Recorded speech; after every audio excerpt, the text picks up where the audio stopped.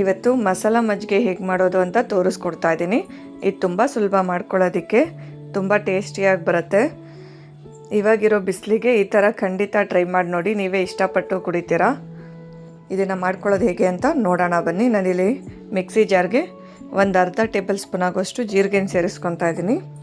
ಹಾಗೆ ಒಂದು ಸ್ವಲ್ಪ ಕೊತ್ತಂಬರಿನ ಸೇರಿಸ್ಕೊತಾ ಇದ್ದೀನಿ. ಹಾಗೆ ಒಂದು ಖಾರಕ್ಕೆ ಒಂದು ಹಸಿಮೆಣ್ಸಿನ್ಕಾಯನ್ನ ಸೇರಿಸ್ಕೊತಾ ಇದ್ದೀನಿ. ಒಂದು ಸ್ವಲ್ಪ ಕರಿಬೇವು, ಹಾಗೆ ಒಂದು ಸ್ವಲ್ಪ ಶುಂಠಿನ ಸೇರಿಸ್ಕೊತೀನಿ. ಇದನ್ನೆಲ್ಲ ಈಗ ತರ್ತರಿಯಾಗಿ ರುಬ್ಕೊಬರಬೇಕು. ನೀರು ಹಾಕ್ತಿರಂಗೆ ಹಂಗೆ ನಾನು ತರ್ತರಿಯಾಗಿ ರುಬ್ಕೊತೀನಿ. ನೋಡಿ, ಈ ಥರ ನಾನು ತರ್ತರಿಯಾಗಿ ರುಬ್ಕೊಂಡಿದ್ದೀನಿ. ಈಗ ಒಂದು ಮಣ್ಣಿಂದು ಬೌಲ್ ತೊಗೊಂಡಿದ್ದೀನಿ. ಅದಕ್ಕೇನೆ ಈಗ ನಾವು ಮೊಸರು ಹಾಕ್ಕೊಳ್ಳೋಣ. ನಾನಿಲ್ಲಿ ಒಂದು 1/4 ಲೀಟ್ರ್ ಮೊಸರು ಆಗೋಷ್ಟು ಹಾಕ್ಕೊತಾ ಇದ್ದೀನಿ.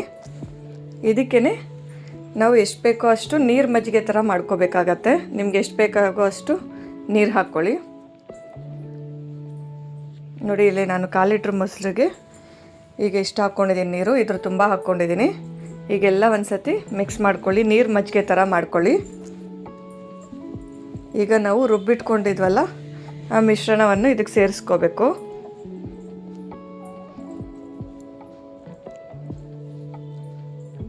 ನೋಡಿ, ಈ ಥರ ತರ್ತರಿಯಾಗಿದ್ದರೆ ಟೇಸ್ಟೂ ಚೆನ್ನಾಗಿ ಬರುತ್ತೆ. ಹೀಗೆಲ್ಲ ಹಾಕ್ಕೊಂಡಿದ್ದೀನಿ. ಇದಕ್ಕೇ ರುಚಿಗೆ ತಕ್ಕಷ್ಟು ಉಪ್ಪು ಮತ್ತು ಪೆಪ್ಪರ್ ಪೌಡ್ರು ಒಂದು 1/4 ಟೀ ಸ್ಪೂನಷ್ಟು ಸೇರಿಸ್ಕೊಂಡಿದ್ದೀನಿ. ಈಗೆಲ್ಲ ಒಂದು ಸತಿ ಮಿಕ್ಸ್ ಮಾಡ್ಕೊಳ್ಳೋಣ. ನೋಡಿ, ಇಷ್ಟೇ ಮಸಾಲ ಮಜ್ಜಿಗೆ ರೆಡಿಯಾಗಿದೆ. ಇದು ತುಂಬ ಟೇಸ್ಟಿಯಾಗಿ ಬರುತ್ತೆ. ಖಂಡಿತ ಟ್ರೈ ಮಾಡಿ ನೋಡಿ, ನೀವೇ ಇಷ್ಟಪಟ್ಟು ಮಾಡ್ಕೊಂಡು ಕುಡಿತೀರಾ. ಈ ಥರ ಬೇಸಿಗೆಯಲ್ಲಿ ಈ ಥರ ಕೊಡೋದ್ರಿಂದ ಮಕ್ಳಿಗೂ ಆರೋಗ್ಯವಾಗಿರ್ತಾರೆ. ಖಂಡಿತ ಟ್ರೈ ಮಾಡಿ ನೋಡಿ.